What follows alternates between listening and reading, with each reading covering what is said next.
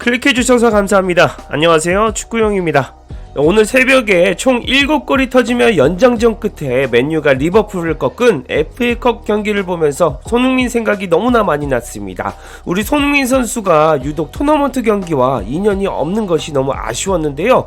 게다가 지난 풀럼과의 경기에서 충격패는 또 한 번 손흥민의 어깨를 무겁게 만들었습니다. 풀럼이 카라바오컵에서 손흥민의 우승 트로피 도전을 하나 좌절시키더니 상승세에서 또 발목을 잡네요. 이 팀마다 상성이 분명히 존재하는 것은 맞는 이야기 같습니다. 이런 상황에서 경기력 측면에서 높은 평가를 받았던 토트넘이 리그 12위였던 풀럼에게 잡혔다는 소식은 꽤나 흥미로운 주제였나 봅니다. 영국에서도 토트넘의 패배 요인을 여러 가지로 분석하고 있는데요. 그 중에서 오늘은 스카이 스포츠에서 제이미 레드냅이 토트넘과 풀럼전을 분석한 내용을 토대로 현 토트넘 이야기를 해보려고 합니다. 우리 손흥민 선수가 다음 시즌 챔스 무대에 꼭 복귀하기 위해서라도 우리 팬들이 이런 영국 현지 전문가의 의견을 한번 듣는 것도 통찰력을 높이는 데 도움이 될 겁니다. 제이미 레드냅은 풀럼전 토트넘 선수들의 오만함을 지적했죠. 도대체 어떤 황당한 이유인지 바로 만나러 가시죠. 구독 깜빡하신 분들 구독 버튼 시원하게 누르고 시청해주시면 채널 지속에 큰 힘이 됩니다. 해리 레드냅 감독 아시죠? 그의 아들 제이미 레드냅이 영국 스카이 스포츠를 통해 풀럼전을 분석했습니다. 제이미 레드냅은 크레이븐 코티지에서 3대 0으로 토트넘이 풀럼에게 대패하는 동안 충격적인 것을 목격했다고 전했는데요. 바로 토트넘의 잘못된 오만함을 목격했다고 합니다. 그 이후 엔지 포스테코글루에게 이것은 경고 신호가 된다고 주장했죠. 오만함이라 여러분들도 풀럼전 플레이에서 그렇게 느끼셨나 모르겠습니다. 무니즈가 2골을 넣으면서 토트넘이 프리미어리그 4위권 진입 기회를 놓쳤다고 스카이 스포츠는 말합니다. 풀럼전 승리는 엔지 포스테코글루의 팀이 아스톤빌라보다 한 점 앞선다는 것을 의미했지만 북부런던 사람들의 주말을 5위로 마쳤다고 말했습니다. 무니지의 멀티골은 코티저스가 런던 서부에서 빛을 발한 날 마지막 7경기에서 7골을 기록하며 그의 최고 기록을 세웠다고 합니다. 루키치는 마르코 실바의 팀이 지난주 몰리뉴에서 울브스에게 2대1로 패한 후 반등하면서 시즌 첫 골을 넣었죠. 레드냅은 스카이 스포츠의 토트넘과 풀럼전에 대해 이렇게 분석했습니다. 이번 시즌 토트넘을 봤을 때 그들의 플레이는 너무나 즐거웠고 정말 즐겼었다. 나는 그런 유형의 경기가 과거의 일이라고 생각한다. 엔지 포스텔코글루의 밑에서 더 이상 볼 수 없을 것 같았다. 그들은 경기 시작 1분부터 정신이 없었다. 전반전이 끝날 무려 몇 분의 시간이 있었지만 변명을 찾고 있다. 그렇다. 반더벤은 큰일이다. 중요한 선수지만 그가 플레이하지 않은 다른 게임도 있었고 괜찮았다라고 말했습니다. 토트넘의 플레이가 이번 시즌 초반과 좀 달라졌다고 보고 있는 것입니다. 그 이유를 또 상세히 말했는데요. 에너지가 없었다. 큰 활약을 펼친 선수들, 데스티니 우도기는 환상적이었지만 오늘은 그저 그랬다. 미드필더 비스마와 메디스는 대인전에서 승리한 적이 없다.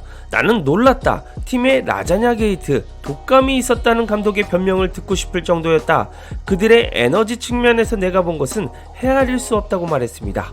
이 라자냐 게이트는 2005-6 시즌 마지막 날 스퍼스의 챔피언스 리그 진출권을 잃게 만든 식중독 논란입니다. 그 정도로 풀럼전 토트넘의 경기력이 에너지가 없었던 것으로 분석한 것 같습니다. 또한 레드냅은 후반에 아스톤빌라를 상대로 경기를 펼치며 그들을 날려버린 후 그들은 오만한 태도로 이번 경기에 들어왔다. 프리미어리그는 만만치 않다. 이것이 엔지 포스테코글루가 필요로 하는 경고일 수 있다. 만약 내가 감독이라면 그 선수들에게 그게 충분하다고 생각한다면 우리는 상위 4위 심지어 상위 5위 안에 들지 못할 것이다 라고 말하며 화를 내고 손가락질하며 나는 드레싱룸에 있었을 것이라고 강조했습니다. 그러면서 토트넘은 스스로 다시 초심으로 돌아가야 한다고 주장했죠. 레드냅은 이번 시즌 토트넘에서 본 것은 너무 이질적이었기 때문이라고 강조했습니다. 오히려 풀럼전은 이전 두세 시즌과 비슷한 경기력이라고 평가했습니다. 개인적인 분석이기 때문에 걸러서 들으시면 될 것 같습니다. 저는 한 경기 이렇게 당했다고 토트넘이 오만해졌다고 생각이 들지는 않는데요. 그러나 선수들의 집중력 부분에서는 개선이 필요하다고 생각했습니다. 풀럼과 거의 비슷한 슈팅 찬스와 득점 기회에도 불구하고 풀럼은 3골을 넣고 토트넘은 무득점에 그쳤기 때문입니다.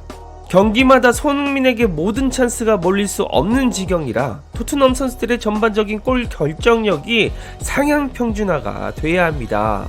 이거 뭐 손흥민이 선수들 한 명 한 명 붙잡고 슈팅 원포인트 레슨을 해야 하는 거 아닌가 싶은데요. 근데 또 이게 프로 선수들은 고착화된 자신들만의 습관이 있어서 고치기가 상당히 어렵습니다. 그래서 토트넘이 지금부터 여름 이적 시장 이야기를 꺼내며 황희찬의 동료인 네투 같은 파괴력 있고 득점력이 있는 윙어와 링크되고 있는 이유도 이해가 됩니다. 게다가 메디슨 또한 부상에서 복귀한 이후 이전의 날카로움을 보여주지 못하고 있어서 손흥민 혼자서 해결하기에는 여러가지 난제가 많죠. 이런 상황에서 손흥민도 스카이 스포츠를 통해서 답답한 심경을 토로한 바가 있습니다. 너무나 실망스럽고 답답하다. 모두가 거울을 보며 내 잘못이다 라고 말해야 한다. 충분하지 않았다. 우리는 이번 시즌에 쏟은 노력을 기울이지 않았다. 경기력, 태도가 충분하지 않았다. 누구나 큰 경각심을 불러 일으킬 필요가 있다. 프리미어 리그에서는 준비가 안 되어 있으면 벌을 받는다. 아스톤 빌라는 놀라운 팀이지만 풀럼도 마찬가지다. 100% 노력하지 않으면 벌을 받는다. 승점 3점을 공짜로 얻을 수는 없다. 이것은 두 걸음 후퇴다. 이제 우리는 앞으로 나아갈 필요가 있다. 그것은 용납할 수 없는 일이다. 나를 포함해 용납할 수 없는 일이었다. 우리는 프리미어 리그 팀을 대표하고 있고 토트넘을 대표하고 있다. 이 경기는 우리가 이번 시즌에 해왔던 것과 비슷하지 않았다. 이런 결과를 보는 것이 매우 슬프다. 팬들은 이런 대우를 받을 자격이 없다. 그들은 긍정적인 에너지와 좋은 분위기를 가지고 여기에 왔다.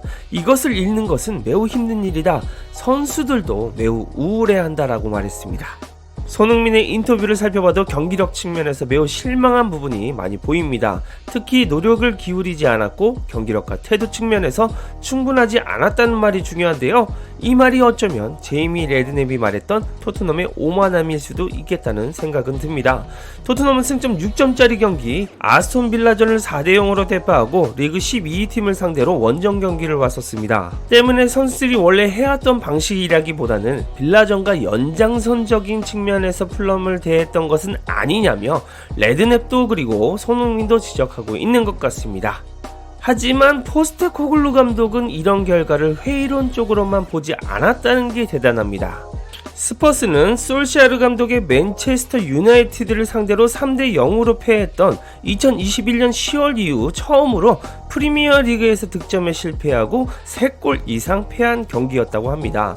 그만큼 이런 졸전은 거의 3년 만에 처음이라는 말이 되겠죠. 그래도 엔지 감독은 큰 그림을 봤는데요. 자신의 팀이 챔피언스 리그 희망에 대해 질문을 받았을 때도 엔지 감독은 이렇게 말했습니다. 빌라보다 2점 뒤쳐져 있다. 앞으로 10경기 남았다. 앞으로 남은 경기가 10경기다. 축구할 게 너무 많아서 그런 걱정은 안 한다 라고 말했습니다. 저는 오히려 엔지 감독의 마인드가 맞다고 생각합니다. 이 한 경기에 너무 집착하다 보면 많은 것을 놓칠 수 있다고 생각합니다.